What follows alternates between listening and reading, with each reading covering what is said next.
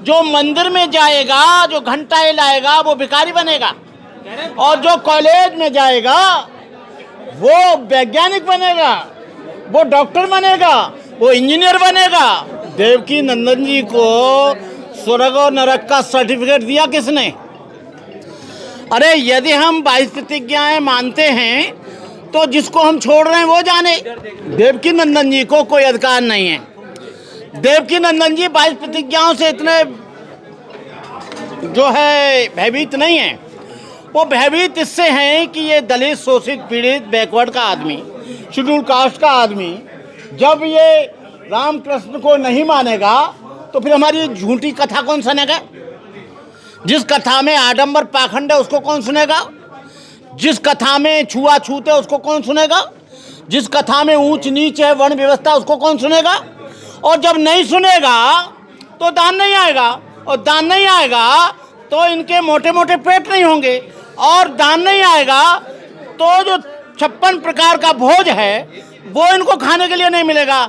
ये भाग्य और भगवान के नाम पर, ईश्वर आत्मा और परमात्मा के नाम पर, आडंबर के नाम पर, पाखंड के नाम पर, वर्ण व्यवस्था के नाम पर हजारों साल से देश का उन भोले भाले लोगों का दोहन करते आए हैं। ये उनके पास कोई सर्टिफिकेट नहीं है। क्या मुसलमान यदि राम और कृष्ण को नहीं मानता है तो क्या वो नरक में चला जाएगा? क्या ईसाई राम और कृष्ण को नहीं मानता है तो क्या वो नरक में चला जाएगा? और क्या दुनिया को ब्रह्मा जी ने बनाया? यदि ब्रह्मा जी ने बनाया तो अमेरिका को किसने बनाया?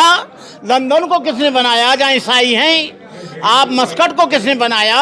सऊदी अरब को किसने बनाया? वहाँ तो रामकृष्ण को मानते नहीं, अमेरिका में तो मानते नहीं। आज अमेरिका दुनिया का सबसे इकोनॉमिक इकाई बना हुआ है, लेकिन यहाँ पर तमाम तरह के पूजा पाठ किए जाते हैं। ये देश गरीबी की रेखा से नीचे जा रहा है। ये देश कोई बहुत बड़ी प्रगति नहीं कर रहा है। हम चाहते हैं, हमें भी दर्द है कि हमारे देश में भी रॉकेट लॉन्चर बने, हमारे देश में भी बड़े बड़े टैंक बने, हमारे देश में भी बड़े बड़े एरोप्लेन बने, हमारे देश में भी फायर ब्रिगेड बने, लेकिन सब चीज़ हम बाहर से ही आयात करते हैं। सर आज भी जो है शिक्षा है और जो अर्थव्यवस्था है ये सब धरातल में जा रहे हैं, लेकिन पाखंड है जो वो आसमान छू रहा है। इसका क्या करें? अरे भाई, इसको तो बाबा साहब अम्बेडकर बोल कर गए थे, जो मंदिर में जाएगा, जो घंटा हिलाएगा, वो भिखारी बनेगा, और जो कॉलेज में जाएगा वो वैज्ञानिक बनेगा, वो डॉक्टर बनेगा, वो इंजीनियर बनेगा, वो जज बनेगा, वो मिनिस्टर बनेगा, वो IPS बनेगा, वो IAS बनेगा, और जो मंदिर में जाएगा वो वहाँ पर भिखारी बनेगा और वह घंटा हिलाएगा। वो डॉक्टर अंबेडकर का स्वप्न कभी पूरा नहीं कर सकता। भारत में रहना है तो जय श्री राम कहना होगा। ये कोई जरूरी नहीं है। ये भारत इनकी बपौती जागीरदारी नहीं है। ये भारत मुसलमानों का है, ईसाइयों का है, बौद्धों का है, सिखों का है, जैनों का है, पारसियों का है। और जब ये भारत स्वतंत्र हुआ तो स्वतंत्रता की लड़ाई में मुसलमान भी आगे आए थे, ईसाई भी आगे आए थे, सिख भी आगे आए थे। ये कोई जरूरी नहीं है। अरे सिख नहीं मानता है राम और कृष्ण को, वो केवल गुरु नानक को मानता है, तो क्या जबरदस्ती उससे कहेंगे कि जो रामकृष्ण को मान? ये भारत धर्मनिरपेक्ष देश है। संविधान इस बात के लिए पूरा आपको गारंटी देता है कि आप लोग वैसे नहीं, इस तरह से जो संविधान कहता है उस तरीके से। वो तो हिंदू राष्ट्र बना रहे हैं ना भाजपा वाले, हिंदू राष्ट्र बन रहा है सर। अदालत आप कह रही है बाकायदा कि मुसलमान को इंसाफ नहीं। देखो, जब ये हिंदू राष्ट्र बनेगा, संविधान को बदला जाएगा, उसके बाद में क्या होगा हम नहीं कह सकते। यहाँ की शांति भंग होगी, यहाँ पर तमाम तरह का आंदोलन शुरू होगा, यहाँ की रेलें रुक जाएंगी, यहाँ का तमाम अर्थव्यवस्था और सामाजिक व्यवस्था और राजनीतिक व्यवस्था ध्वस्त हो जाएगी। क्या बात कर रहे हैं आप? ये कोई नेपाल नहीं है। जो नेपाल था हिंदू राष्ट्र, वो तो धर्मनिरपेक्ष हो गया, एक छोटा सा कंट्री जिसकी आबादी 2-3 करोड़ है, और ये 150 करोड़ वाले देश को, जिसमें 25 करोड़ 30 करोड़ मुसलमान रहते हैं, 1 करोड़ से ज़्यादा यहाँ पर ईसाई रहते हैं, और 25 करोड़ से ज़्यादा यहाँ अम्बेडकरवादी रहते हैं, बैकवर्ड रहते हैं। अरे तुम कैसे बना दोगे? पुराने संविधान को आप लागू करोगे वर्ण व्यवस्था के आधार पर, तो एक बहुत बड़ा यहाँ पर हिस्सा शिक्षा से वंचित हो जाएगा, धन से वंचित। हिंदू राष्ट्र बनते ही सारी समस्याओं से समाधान मिल जाएगा। अरे हिंदू पहले भी थे और अभी भी हैं। हिंदू का मतलब है वर्ण व्यवस्था, हिंदू का मतलब है ऊंच नीच, हिंदू का मतलब है छुआछूत, हिंदू का मतलब है अस्पृश्यता, हिंदू का मतलब है भेदभाव, हिंदू का मतलब है कि एक आदमी ऊंचा और एक आदमी नीचा। वहाँ पर कोई समानता है ही नहीं। ये है। सर 22 प्रतिज्ञा विवाद के बाद जिस प्रकार राजेंद्र पाल गौतम जी के ऊपर कार्रवाई की गई, उससे समाज जो है भयभीत है। क्या कहना चाहेंगे समाज को? देखो 22 प्रतिज्ञाएं हम बौद्धों के लिए, जो अम्बेडकर लोग हैं, दुनिया के बौद्धों को नहीं मानता मैं। थाईलैंड के बौद्ध 22 प्रतिज्ञा नहीं लेंगे, वो तो ऑलरेडी बुद्धिस्ट हैं। जापान के लोग, कोरिया के लोग, वियतनाम के लोग, कंबोडिया के लोग, इनको 22 प्रतिज्ञाओं से कोई लेना देना नहीं है, क्योंकि वो ट्रेडिशनल बुद्धिस्ट हैं। ये 22 प्रतिज्ञाएं केवल उनको है जो हिंदू धर्म में और हिंदू धर्म छोड़ रहे हैं, ये उनके लिए 22 प्रतिज्ञाएं। और 22 प्रतिज्ञाओं को मुझे ऐसा लग रहा है कहीं राजनीतिकरण न हो जाए।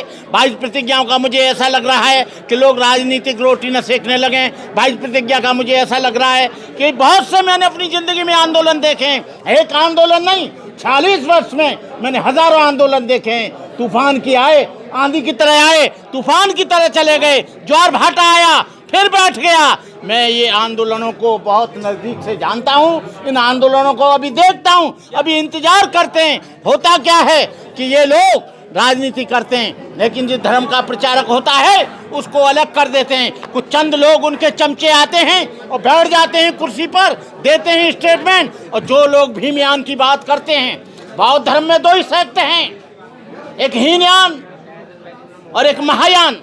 उसके बाद बाबा साहब ने कहा बुद्धयान। बाबा साहब डॉक्टर अम्बेडकर ने कोई भीमयान नहीं चलाया, बाबा साहब भीमयान की शरण नहीं गए, बाबा साहब ने भीमयान की शरण नहीं गए। बाबा साहब ने ये नहीं कहा कि मैं अम्बेडकर की शरण जा रहा हूँ।